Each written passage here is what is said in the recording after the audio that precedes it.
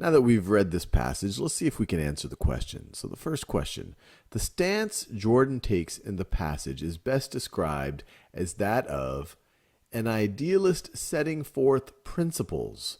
That seems actually not too bad. She talks about that it's actually the role of the Congress to be the inquisitors, the role to kind of impeach the president, but sets some principles when it's appropriate and when it's not. It shouldn't be for petty reasons. It shouldn't be for party reasons. It shouldn't be just because the Congress thinks the president did a bad job. It should be for major offenses, gross crimes and misdemeanors. So that actually seems pretty good. Let's see these other ones. An advocate seeking a compromise position.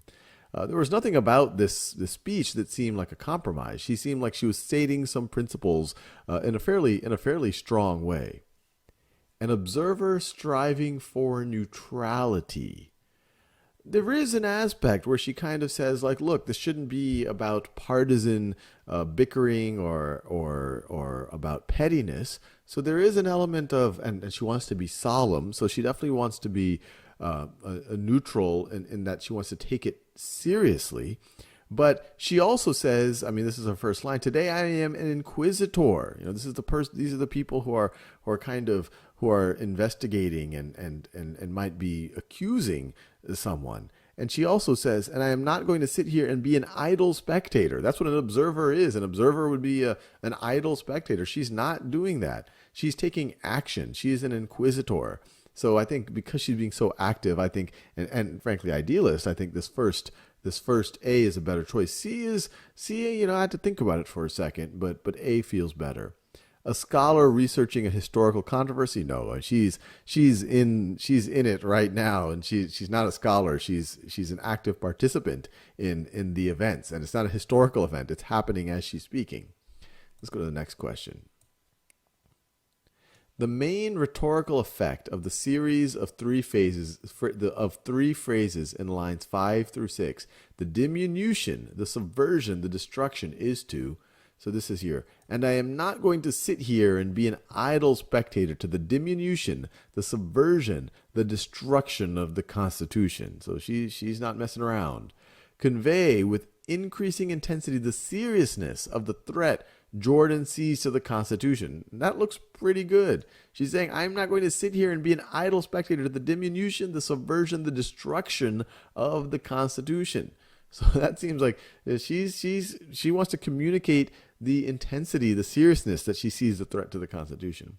Clarify that Jordan believes the Constitution was first weakened, then sabotaged, then broken. No, she's just saying she doesn't want to be a spectator to that happening. She's not saying that it necessarily already happened. Indicate that Jordan thinks the Constitution is prone to failure in three distinct ways. No, not at all. In fact, later on, she talks about she says, my faith, not later on, actually right before that, my faith in the Constitution is whole, it is complete, it is total. So she doesn't think that it's prone to failure. Propose a three-part agenda for rescuing the Constitution from the current crisis. No, she doesn't start breaking off in like, step 1, do this, step 2, do this. So I think it is the increasing intensity, convey with increasing intensity the seriousness of the threat she sees to the Constitution. As used in line 34, channeled most nearly means, so line 34, we saw it right over here, the nature of impeachment, a narrowly challenged exception to the separation of powers maxim. So a narrowly channeled exception. So impeachment, it's this kind of a very limited exception, narrowly channeled, that allows one branch of government to essentially accuse or potentially eventually remove or start the process to remove the president. So, and it's narrowly, it's constrained, and so over here, not worn. It's not something that's actually done a lot. So it's definitely not going to be kind of worn out or anything like that. Sent, a narrowly sent exception. No, a narrowly constrained exception to the separations of powers. That sounds right.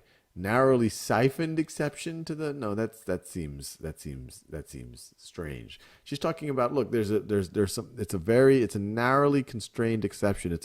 It's to when one branch of government can can have a deep, direct impact on another and potentially begin the proceedings to remove or accuse another, in this case, the president. Let's read the next one.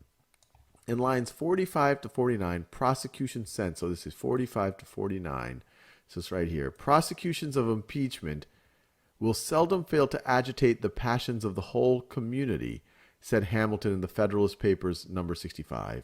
We divide into parties more or less friendly or inimical to the accused. I do not mean political parties in that sense. So this is just saying, hey, look, when you have an impeachment proceeding, people are going to get passionate about it. Some people are going to be sympathetic to the accuser. Some people are going to be sympathetic to the accused, but it should not be along party lines.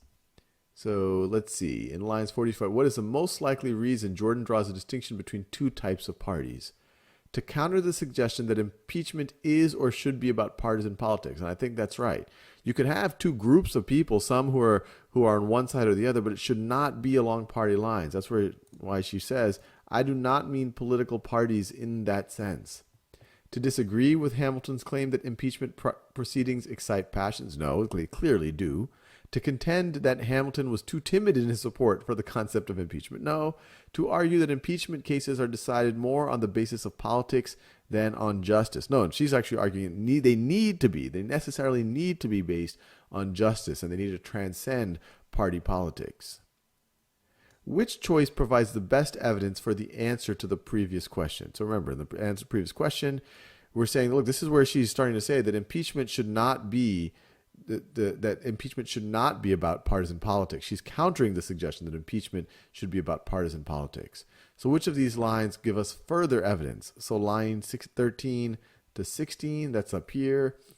And that's unlikely to be it because we were already down in the passage, and now to give further evidence of that, to go jump up. But let's see.